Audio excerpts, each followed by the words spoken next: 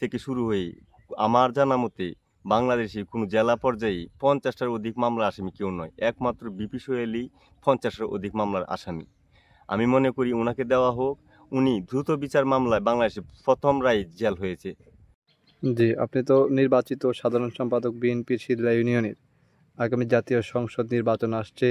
এই নির্বাচনকে সামনে নিয়ে শীতলা ইউনিয়নে আপনাদের তৃণমূল পর্যায়ে কীরকম প্রস্তুতি নিয়েছেন? আমি গত বছর ভোটের মাধ্যমে শীতলা ইউনিয়ন বিএনপির সাধারণ সম্পাদক হই। এর আগে 2022 সালের প্রথম দিকে শীতলা ইউনিয়ন বিএনপির আহ্বায়ক কমিটি যখন করা হয় তখন আমাকে সদস্য সচিব করা হয়েছিল।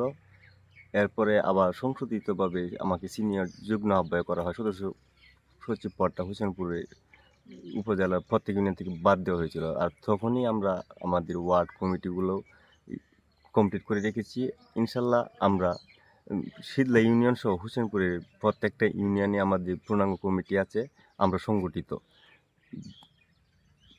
দেশনায়ক তারেক রহমান, আমাদের রাজনৈতিক অভিভাবক মির্জা আব্বাস ভাই সহ প্রেসিডিয়াম বোর্ড থেকে যাকে দানের শীষ দিবে, আমরা তার নির্বাচন সুন্দরভাবে স্বাচ্ছন্দ্যভাবে উল্লাসের সহিত করার মতো হোসেনপুরের 6টি ইউনিয়নে, আমার শীতলা সহ হোসেনপুরের 6টি ইউনিয়নে ইনশাল্লাহ করতে পারবো।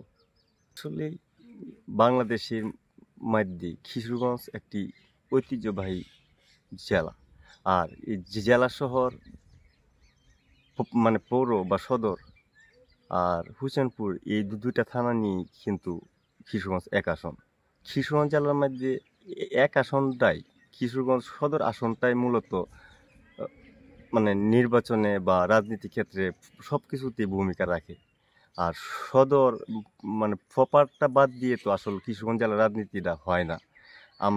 দেশনায়ক তারেক রহমান সহ মনোনয়ন বোর্ডের সকলের কাছে আমার অনুরোধ থাকবে, কিশোরগঞ্জকে বিএনপির দুর্গ বানাতে, কিশোরগঞ্জে ঐতিহ্য ধরে রাখতে আমরা চাই কিশোরগঞ্জ সদরে ধানের শীষের প্রার্থী বিএনপি থেকে দেওয়া হোক। আসলে কিশোরগঞ্জে জোটের প্রভাবশালী কেউ নেই।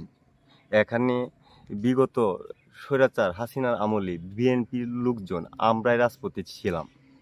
তাই বিএনপি মানে কিশোরগঞ্জ জেলাকে বিএনপি সমৃদ্ধ করতে হলে দেশনায়ক তারেক রহমান সহ মনোনয়ন বোর্ডের সকল নেতৃবৃন্দের কাছে আমার আকুল আবেদন, অনুরোধ থাকবে কিশোরগঞ্জ এক আসনে বিএনপির প্রার্থী দেন। আমি মনে করি এই কিশোরগঞ্জ প্রপার আসনটা হওয়া উচিত বিএনপির। আর আমাদের অ্যাক্টিং চেয়ারম্যান দেশনায়ক তারেক রহমান সাহেব বলেছেন যে উনি রাজপথে যারা থাকবে ত্যাগীদের মূল্যায়ন করবে। আমি চাই এই আসনে রাজপথের যোদ্ধা, আওয়ামী দালাল নয়, বসন্তের কুকিল নয়, ডুমুরের ফুল নয়, যিনি রাজপথে ছিলেন ওনাকে দেওয়া হোক। এবং আমার দৃষ্টিতে আমি মনে করি এই আসনে অর্ধ ডজন প্রার্থীর মধ্যে খালেদ সাইফুল্লাহ, ভিপি সোহেল উনি যোগ্য, ওনাকে দেওয়া হোক। আর উনি রাজপথে ছিলেন, অন্যরা বিভিন্নভাবে বিভিন্ন দোষী, এটা মানে একদম পরিষ্কার।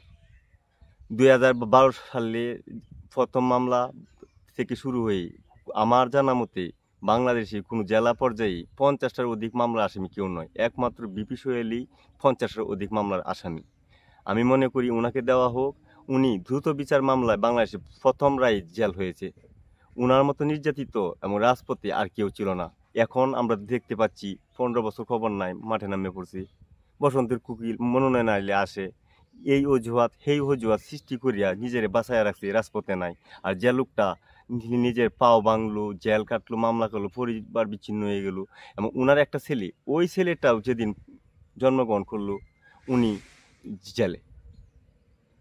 তাই আগামী দিনে যাতে মানুষ দলের জন্য রিস্ক নেয়, আন্দোলন সংগ্রামে অংশগ্রহণ করে, তাই রাজপথের ত্যাগীদের, বিএনপির শহীদ জিয়ার আদর্শের সৈনিকদের মূল্যায়ন করা হোক। আমি মনে করি এই আসনে জননেতা খালেদ সাইফুল্লাহ, ভিপি সোহেল সাহেবকে দানের শীষ দেওয়া হোক।